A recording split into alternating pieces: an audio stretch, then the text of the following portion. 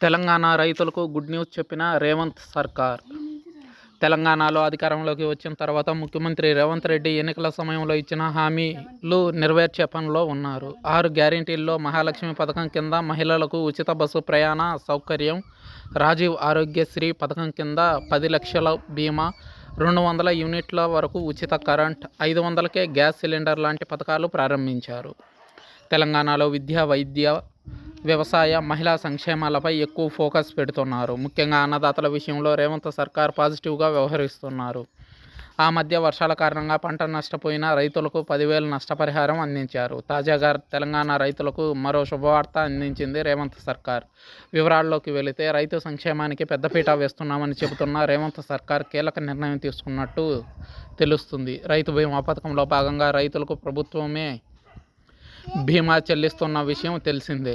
గత ఏడాది ఎల్ఐసి కింద ఒక్కో రైతుకి 3,600 చొప్పున బీమా ప్రీమియంను ప్రభుత్వమే చెల్లించింది. ఈ ఏడాది ప్రీమియం ఎంత చెల్లించాలనేది త్వరలో ఖరారు కానుంది. రైతు బీమా పథకం ద్వారా రైతులు సహజంగా లేదా ఏ విధంగానైనా మరణిస్తే సదరు రైతు కుటుంబానికి 5 లక్షల నష్టపరిహారం అందిస్తున్న సంగతి తెలిసిందే.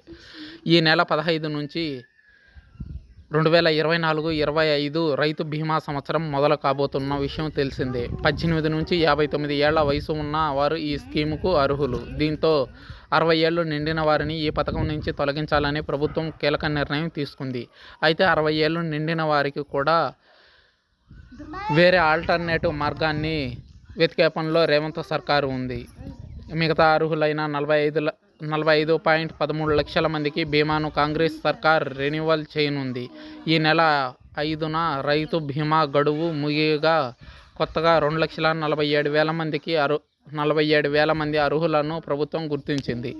వీరితో కలిసి మొత్తం 47,84,000 మంది రైతులకు రైతు బీమా పథకం వర్తిస్తుందని తెలిపింది. ఇదిలా ఉంటే ఆగస్టు 15న 3వ విడత రుణమాఫీ చేయనున్నారు. 3వ విడత రుణమాఫీ 20,000 కోట్ల వరకు ఖర్చవుతుందని ప్రభుత్వం అంచనా వేస్తుంది.